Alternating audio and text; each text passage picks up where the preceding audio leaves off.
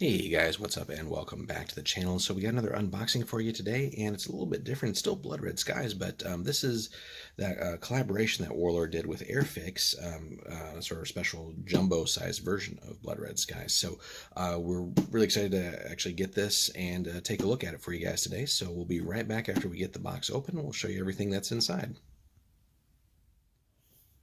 Alrighty guys, we are back and we got just about everything open for you here, so we're going to kind of split the video into a couple different parts. But so we get the normal little set of dice that we got with the Blood Red Skies starter, so we'll kind of set that off to the side. Again, spades on the sixes there, so pretty cool overall, nice little set there. Some of the things that are going to be unique to this version of the game, just because of also the models being from Airfix. So, and because they're so much larger, so you actually get sort of a propeller modeled on here in these transparencies, which is a pretty neat effect, actually. Some people might not like it, and I don't think you have to necessarily even put them on, but does look kind of cool. So, kudos for that little bit. I do like that we get the hard plastic version of some of these things here that I think were just cardboard in the basic Blood Red Skies starter. So I do like the sort of deluxe components here and even some bombs and stuff. Really nice there for our tokens and templates. Then, just because the planes are also so much larger, so everything will basically be on the larger sort of conversion base here, where you stick the regular flight stand in there, just for the size and weight of the models. Speaking of which, again, Airfix here for the models, so we get Spitfires and 109s. I believe it's 2 apiece. So, and again, still very easy overall to assemble, but certainly will require a little bit of work, and they do give us a nice instruction guide for that. So, and also does give you an opportunity if you do want to really go to town on the painting and hobby side of it, as far as like adding detail and things like that. And bigger models, obviously, will let you more easily get into some of that. But anyway, so we get our 2 Spitfires. Everything's individually packaged there, so I do like that, especially with so many components in this box. Here we get our sort of full color guide on assembly and some historical details and all that. And like I said, overall, a fair few parts, but not, this is not an advanced kit by any means, but will take you a few minutes to put together. So I'll give you some ideas there. Not very long at all. Like I said, it'll take a little bit of time, but nothing too brutal or punishing that the average hobbyist can't really take care of. So kudos there that we get that. We'll kind of get all the bases aside here. The one thing that was a little bit of an annoying was that the stat cards were kind of just loose in the box. These probably could have been in like a small Ziploc to keep them kind of ordered. So basically both of our ME109 cards have been horribly bent out of the box. We've already tried to fix it a little bit, so it was actually much worse when I first opened the box. But that will take some work, so that's a little unfortunate. So easy fix there, guys. Put this in a Ziploc and keep all the cards together. Don't just let them fly loose in there. All the British stuff does seem to be in order, though. We get all our usual templates and tokens and everything that we get in the regular Blood Red Skies. So if we can kind of maneuver this here. So plenty of the tokens and everything else that we need. Flight discs, all that fun stuff, and some clouds. So, again, good components there.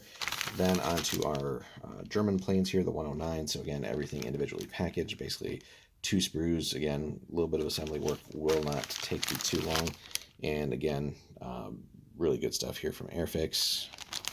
Never assembled any of their kits, but let us know in the comments, guys, if you have dealt with Airfix kits before. Then one thing that is kind of cool, but also, at least in my opinion, kind of unnecessary, is the fact that, and also is like a lot of the weight of the box. Again, it was like surprisingly heavy for what it is, and really when you open it, this is why you get 5 different copies of the rulebook here. We basically get English, French, German, French, German, Italian, and Spanish, I believe. So again, I can understand why, so that they just have to produce the one box and everything. But really, this could have just been packaged with the rulebook for the corresponding country that it's being sold in. Surely that wouldn't disrupt things too much, and would probably let them save a little bit of money on each box. Maybe make it cheaper for the customer, because this one is, I think, 80 retail. So personal preference there. Like obviously we're doing this in English, but just having one of these versus having to have all 5 of these in the box, because really, what are you going to do with the other 4 ones, right? Basically throw them away. So really, that personal opinion there does not need to be in all 5 of these in the same box. So minor gripe there, but I feel like somewhat valid as well. So so there's that, though. But again, it is the rule book, so we get everything that we need in there. So it's not like we're getting like an abridged version of the game or anything like that. So it is still the full rules. And then kind of at the bottom here, just to kind of show you guys, I kind of left it in here on purpose, but so all this was kind of just loose in the box. And again, as we can see, like the Spitfires more or less survived okay without any damage. But again, one of our other 109 cards, unfortunately. So kind of put both of them together. I guess there's one more in here that is undamaged, but that's just kind of pretty piss poor there as far as assembly, or not assembly, but packaging. There's no reason all those cards couldn't have been in a Ziploc or something, just to keep them from moving around and getting damaged. Surprisingly, the decal sheet survived unscathed, but and for some reason we have a ton of cards in here when we only have 2 models apiece. So I feel like maybe that was kind of carried over from the base starter. So we have like plenty of extra cards when we really don't need it. I suppose we could be picking up extra planes down the road at that scale from Airfix. To cover that, that being said, you'd want the conversion bases and everything if you wanted to play the game at that scale. But other than that, yeah, it's a fun set. I like the collaboration there between the 2 companies. I've heard, though, that that's kind of like a one-and-done kind of deal, unfortunately. But it would be, I think, fun for sort of younger, what way to get younger gamers in and just sort of easily demo the set with just like these very large planes, and just certainly looks impressive and something that you would catch your eye if you're walking by like a demo table or something like that. Just seeing the game at this scale, so that could be pretty fun. But that being said, I'm sure Airfix does produce a pretty decent range of models. So really, if you wanted to, you could probably get other planes at that same scale, and just do a little bit of conversion work to maybe be able to mount them in the flight stands there, and see what you could come up with if you wanted to play the game at that larger scale. Could look pretty fun. But anyway, overall, it's again a pretty good set. Just some minor gripes here and there. So again, packaging issues mainly. Again, cards really should have been, I think, ziplocked to keep them from getting damaged and flying around and being bent and all that. Certainly no gripes on the model quality or anything like that. But the main thing was just, again, having 5 copies of the rulebook in there seems unnecessary. Really probably could have just been 1 rulebook, and for whatever country or region that it's being sold in. I feel like that's something that's achievable. I haven't really seen that for any other game or company where they've included